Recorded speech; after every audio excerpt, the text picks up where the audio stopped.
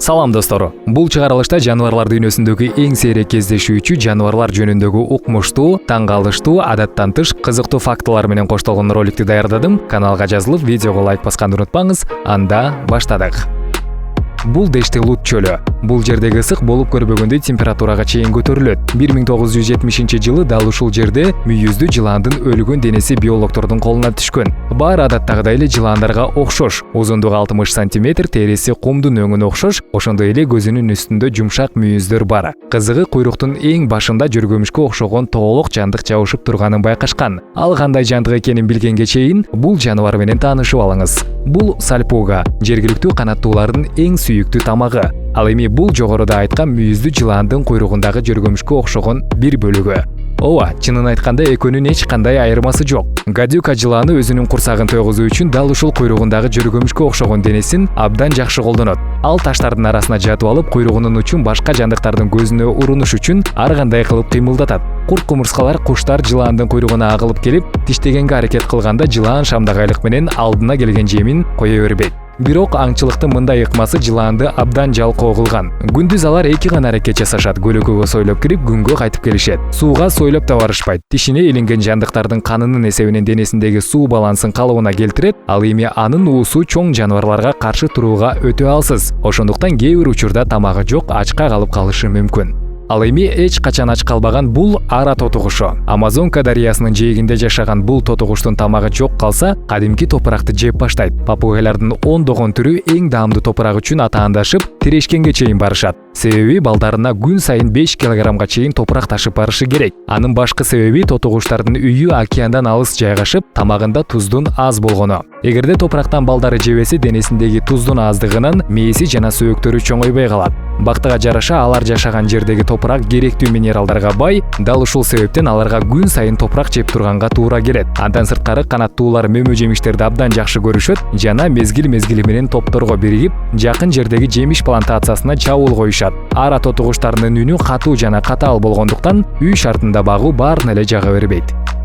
Ал эми жер менен жексен кылып көмүп сала турган болсок да, бул балыкты коркута албайбыз. Анткени ал сууда да, кургакта да дем ала алат. Негизинен бул балыктар кир жана ылай сууларда жашашат. Мындай өзгөчөлүгү менен бул балыктар 300 миллион жылдан бери жашап келет. Алар жер деген көл же көлчүктөрдө суу солуп, кургак мезгили башталганда сүт эмүүчүлөр сыяктуу дем алып баштайт. Кээде кургакчылык 1 айга, айрым учурда 3-4 жылга созулат. Бирок бул балыктарга таптакыр көйгөй эмес. Алар ылайдын түбүнө кирип, өзүнө үй жасап, денесин былжыр чел менен каптап, зыянкечтерден коргонуп жата берет. Арадан 1 жыл, 2 жыл, керек болсо 3 жыл өтөт. Жергиликтүү тургундар суунун түбүндө калган калдыктарды курулуш иштери үчүн колдонуп, ал жерде көл болгонун деле унутуп коет. Бирок кургак мезгил аяктап, бул регионго суу келе баштаганда балыктар ордунан козголуп, кадимки жашоо образын баштайт. Белгилеп өтсөм, балыктар динозаврлар жаралганга чейин убакта эле жашап келген жана жашай берет деген үмүт чоң.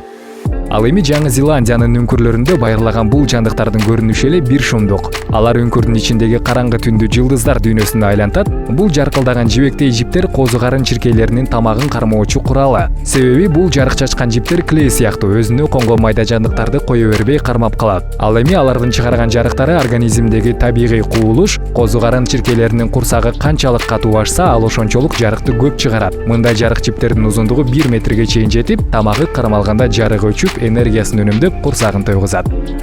Бул жандыктын аты чоң көз деп аталат. Ургачысы жумурткасын жалбырактарга таштайт, бирок эң чоң көйгөй алардын таштаган жумурткасын кумурскалар жеп коет. Ошол себептен чоң көздүн ургачысы акылдуулук кылып, гениалдуу ыкманы колдонот. Ал алгач клей окшогон суюктукту өсүмдүккө чаптап, аны жиптей кылып алыска тартып, анын учуна жумуртканы таштайт. Алгач бул жип суюк болгону менен кийин катып, келечектеги жумуртканын ичиндеги жандыкты кумурска сыяктуу душмандан сактап турат. Мындай жол менен ар бир жумурткага бирден жип жасап, болочоктогу балдары үчүн чыныгы энелик камын көрөт. 3 күн өткөн соң жумурткадан личинкалар пайда болуп, өз өмүрлөрүн улап баштайт. Дал ушундай таланттын ээси деп дагы бир мадагаскарлык коңузду таанысак болот. Моюну узун болуп, башкача көрүнүшкө ээ болгону менен болочоктогу балдары үчүн кам көргөн жагынан алдына башка жандыкты салбайт. Ургачысы жалбырактын сөңгөктөрүн жукартып тиштеп, андан соң буттарынын жардамы менен экиге бүктөйт. Жалбырактын учун кайрып, бир гана жумуртканы анын ичине таштап, болушунча тоголоктойт. Бул мезгилде эркеги башка корт-кумурскаларды алыс кубалап, болочоктогу баласына жолотпойт. Ар кимиси ар кандай жасаганы менен алардын максаты бир. Жалбырак толугу менен тоголоктонгон соң сөңгөгүн түштүгүнөн үзүлүп дарактан алыс түшөт. Мына ушундай аракети менен бул ушуктар бир гана жумуртканы куткарат. Калган жумурткалар үчүн дагы жогорудагыдай эмгек талап кылынат.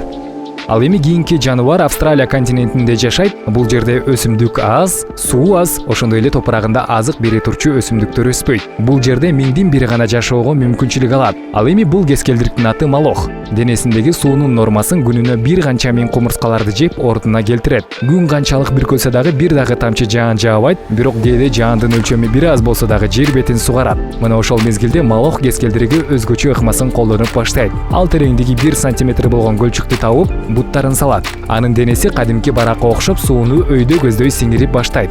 Бул ыкма анын денесиндеги капилляр кан тамырларынын жардамы менен ишке ашат. Качан суу малохтун оозуна жеткенде ал суусунун кандырып, андан соң айланасынан тамагын издеп баштайт. Өзүңүздөр көрүп тургандай, сууну буттары менен ичет. Ушуну менен бүгүнкү чыгарылыш соңуна келдик. Каналга жазылып, лайк басканды унутпаңыз.